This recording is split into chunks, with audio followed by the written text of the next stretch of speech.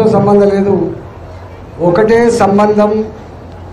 మళ్ళీ దేశం, ఈ భారతదేశం పూర్వకాలంలో ఏ విశ్వగురు స్థానంలో ఉందో అదే విశ్వగురు స్థానాన్ని మళ్ళీ సాధించాలంటే మళ్ళీ మోడీ గారే ప్రధానమంత్రి కావాలి. అది ఎజెండా. ఫిర్ ఏక్ బార్ మోదీ సర్కార్ ఎవరంటున్న మాట? యావత్ దేశ ప్రజలు అంటున్న మాట ఇది. అబ్కి బార్ 400 పార్. మొట్టమొదటి మోడీ గారు 273 సీట్లు ఇచ్చినాం. రెండవసారి మళ్ళీ మీరు అడిగితే 303 సీట్లు ఇచ్చినాం. ఈసారి 370 సీట్లు ఇచ్చి నేను ప్రధానమంత్రి చేయబోతున్నామని చెప్తా ఉన్నాను భారత ప్రజలకు. ఇవాళ నేను ఏ పార్టీని విమర్శించడానికి రాలే, కానీ ఒక్కటి మాత్రం గుర్తు చేయదలుచుకున్నా.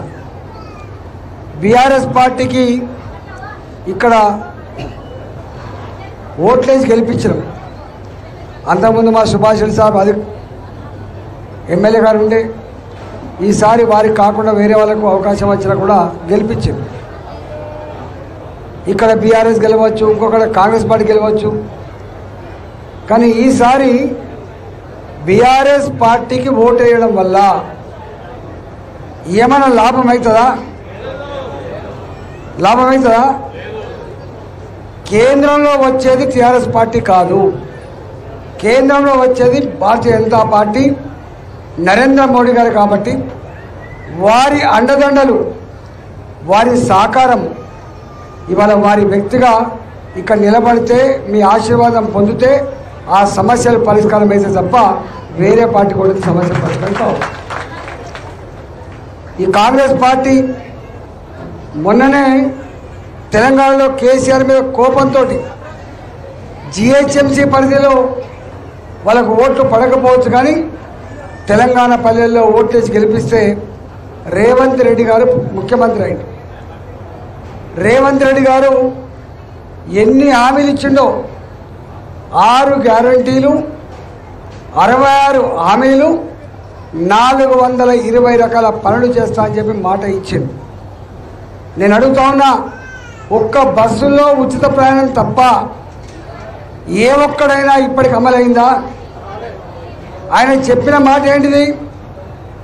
ఇతరులను విమర్శిస్తూ ఉండు, గురిగింజ తన కింద నలుపు ఎరగనట్టుగా ఆయనకు మందిని విమర్శించడం తప్ప, ఇతర పార్టీల మీద బురద చల్లడం తప్ప, పూటకో మాట మాట్లాడడం తప్ప తాను ఇచ్చిన మాట మాత్రం ఇంతవరకు అమలు కాదు.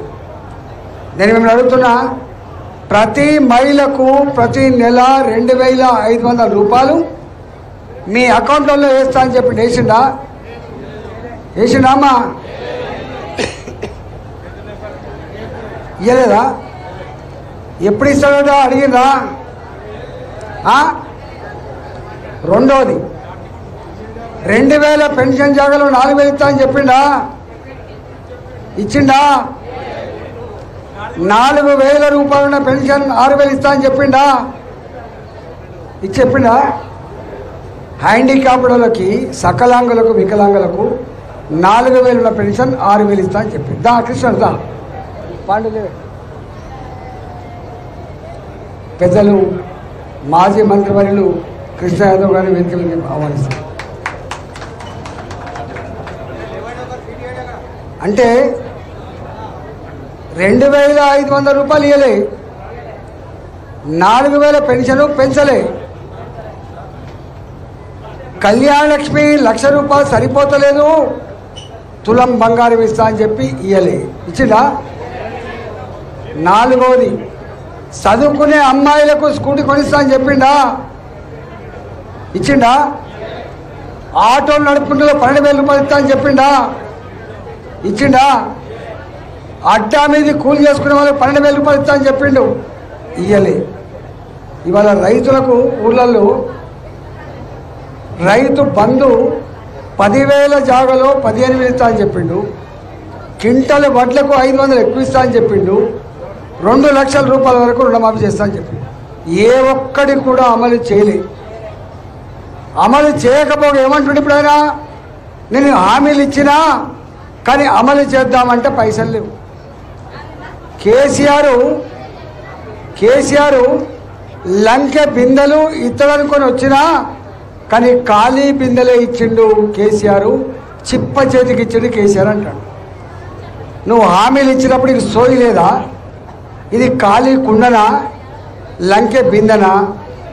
తెలంగాణ రిచ్ స్టేటా, అప్పుల కుంపడానికి తెలియడానికి సోయి లేదా? కానీ ఎన్ని అడ్డదారులైనా తొక్కి అధికారం రావాలని చెప్పి ప్రయత్నం చేసింది తప్ప ఇవాళ ప్రజల మీద ప్రేమతో ప్రజలకు ఇచ్చిన ఆ వాగ్దానాలు అమలు చేసేటువంటి ఆలోచన ఆయనకు లేదని ఇప్పుడు అర్థమవుతుంది. కాబట్టి పద్మారెడ్డి గారు రండి.